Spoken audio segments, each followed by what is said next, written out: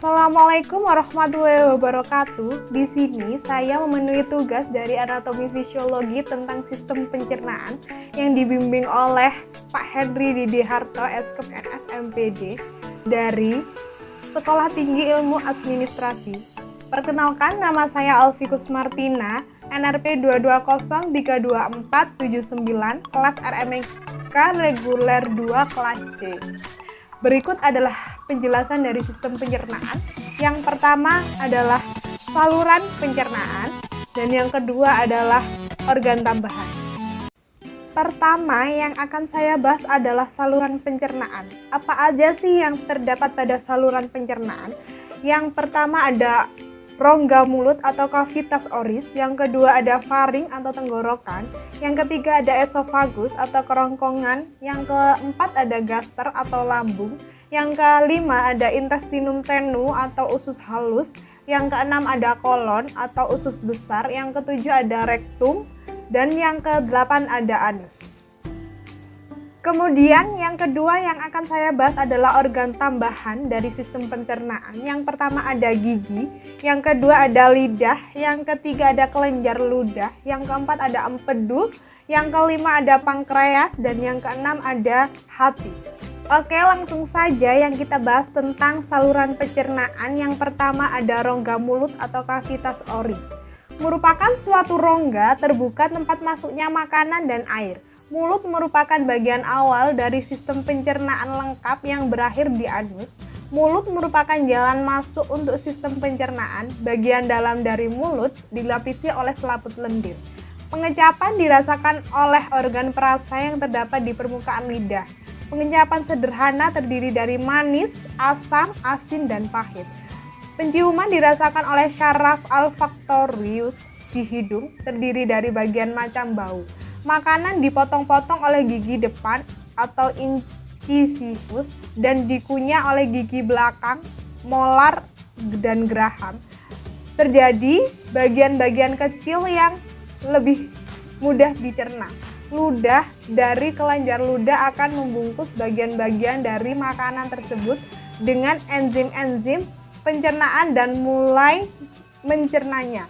Ludah juga mengandung antibodi dan enzim atau misalnya lisozim yang memecah protein dan menyerang bakteri secara langsung. Proses penelan dimulai secara sadar dan berlanjut secara otomatis. Kemudian yang kedua ada faring atau tenggorokan, merupakan penghubung antara rongga mulut dan kerongkongan. Di dalam lengkung faring terdapat tonsil atau amandel, yaitu kelenjar limfe yang banyak mengandung kelenjar limfosit dan merupakan pertahanan terhadap infeksi. Di sini terletak persimpangan antara jalan nafas dan jalan makanan. Letaknya di belakang rongga mulut dan rongga hidung. Di depan ruang tulang belakang ke atas, bagian depan berhubungan 12 dengan rongga hidung. Dengan perantaraan lubang bernama koana, keadaan tekak berhubungan dengan rongga mulut dengan perantaran lubang yang disebut isthmus faucium. Tekak terdiri dari bagian superior, yaitu bagian yang sama tinggi dengan hidung. Bagian media yaitu bagian yang sama tinggi dengan mulut, dan bagian inferior yaitu bagian yang sama tinggi dengan laring. Bagian superior disebut nasofaring. Pada nasofaring bermuara tuba yang berhubungan tekak dengan ruangan gendang telinga. Bagian media tersebut orofaring. Bagian ini berbatas ke depan samping ke akar lidah. Bagian inferior disebut laryngofaring yang menghubungkan orofaring dengan laring.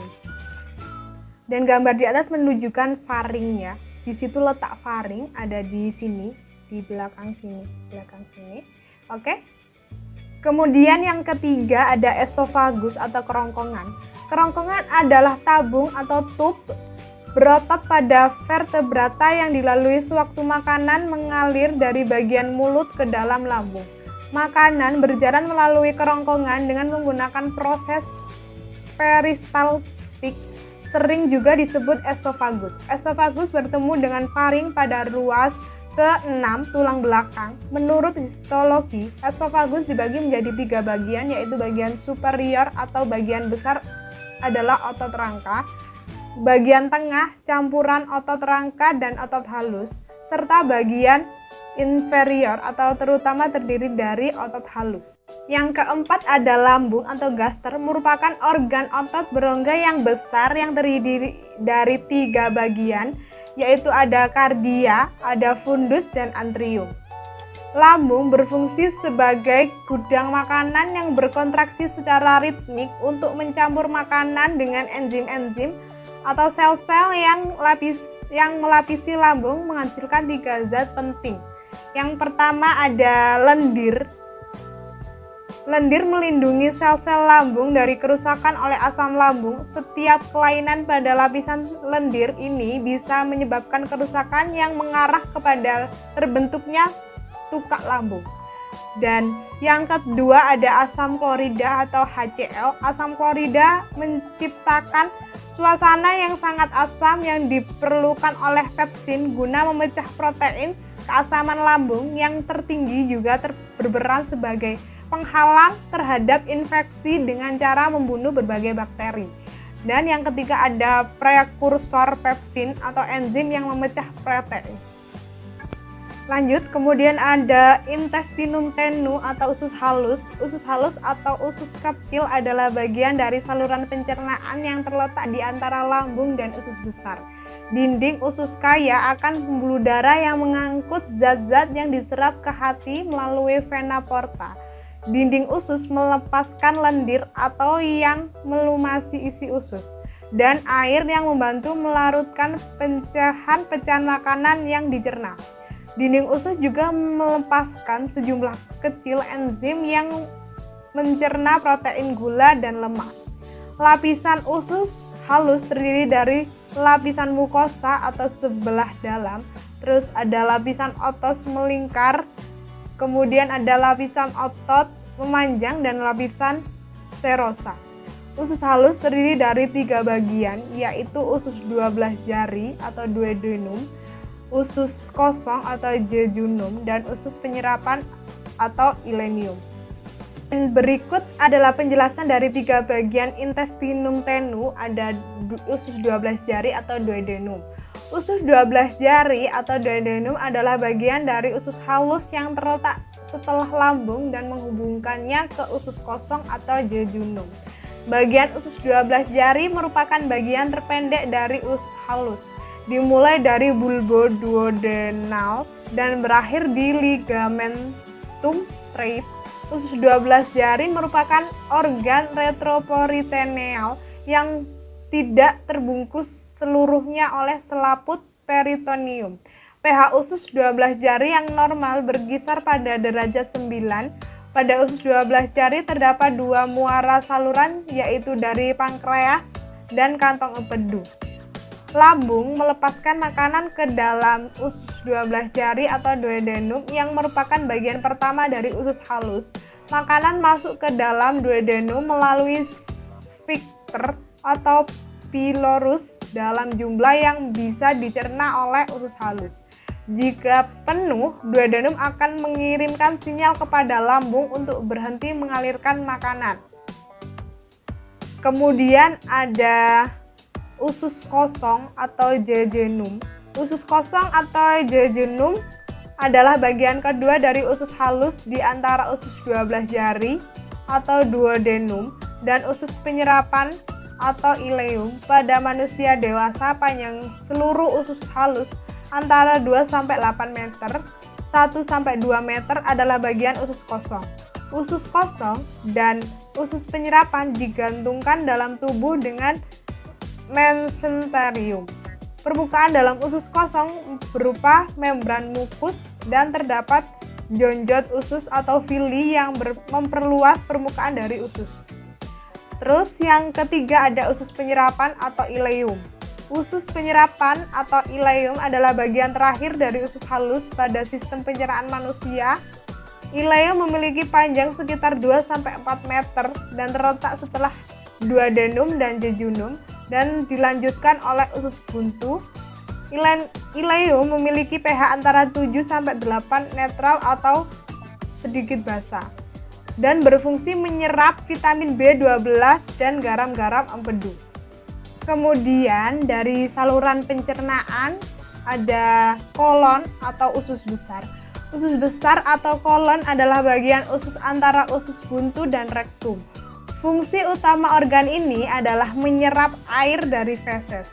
Usus besar terdiri dari kolon ascendens kanan, kolon transversum, kolon descendens kiri, kolon sigmoid berhubungan dengan rektum.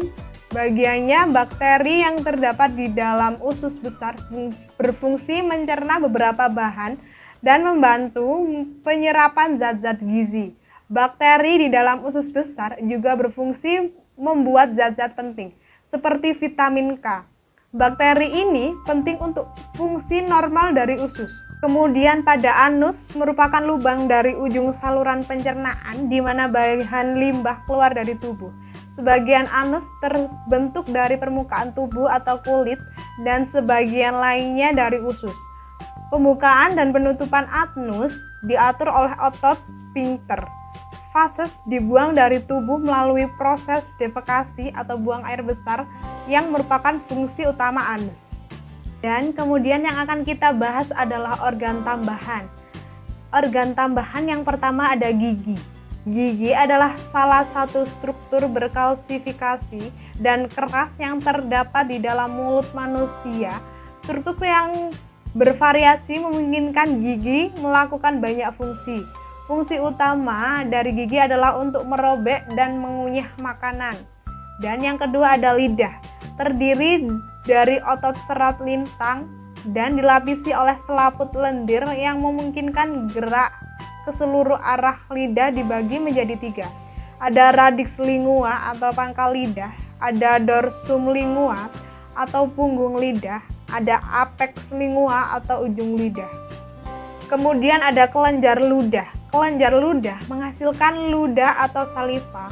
Ludah dihasilkan oleh 3 kelenjar ludah, yakni kelenjar parotis. Kelenjar ini terletak di bawah telinga. Terus yang kedua ada kelenjar submaxillaris, terletak pada rahang bawah. Dan yang ketiga ada kelenjar sublingualis, terletak di bawah lidah. Air ludah tersebut mengandung enzim amilase atau enzim petialin yang berfungsi mengubah amilum atau polisakarida menjadi maltosa atau disakarida. Air ludah mempunyai pH netral karena banyak mengandung air. Itu akan membasahi mulut dalam cairan sehingga akan menjaga tetap lembab dan bersih dari makanan dan puing-puing lainnya. Ada membran khusus yang membentuk kedua gusi yang mengelilingi dan menopang gigi dan permukaan lidah, di mana membran lebih kasar dalam tekstur dan mengandung banyak papila kecil yang menahan selera makan. Kemudian ada hati. Hati memiliki 2 fungsi utama, yaitu menghasilkan cairan empedu dan membersihkan darah yang mengandung nutrisi dari usus halus. Terus ada empedu, merupakan zat yang diproduksi tubuh untuk membantu mencerna lemak dan akan disimpan dalam kantong empedu. Kemudian ada pankreas. Pankreas adalah organ berbentuk lonjong yang berfungsi untuk mengeluarkan enzim ke dalam usus halus. Enzim ini akan memecah protein lemak dan karbohidrat dari makanan. Jadi, alur dari pencernaan makanan adalah dalam mulut terjadi proses penghancuran makanan yang dilakukan oleh gigi dan lidah. Kemudian makanan hancur, makanan didorong menuju ke lambung melalui kerongkongan. Selanjutnya makanan akan dicerna dalam lambung dengan menggunakan enzim HCl untuk membunuh bibit kuman, penyakit yang ikut bersama makanan yang dikonsumsi. Kemudian makanan akan dicerna oleh enzim dalam usus halus dan nutrisinya diserap ke dalam tubuh. Selanjutnya makanan akan diteruskan menuju usus besar. Dalam usus besar tidak terjadi pencernaan mekanik maupun kimiawi, namun terjadi penyerapan air dan membentuk massa feses dan membentuk lendir untuk melumasi mukosa. Selanjutnya, sisa makanan akan dikeluarkan melalui anus. Bagaimana? Apa sudah mengerti apa aja saluran pencernaan dan organ tambahan? Thanks for watching. Jangan lupa like, comment, and subscribe. Dan mohon maaf bila ada salah kata yang saya ucapkan. Saya akhiri. Wassalamualaikum warahmatullahi wabarakatuh.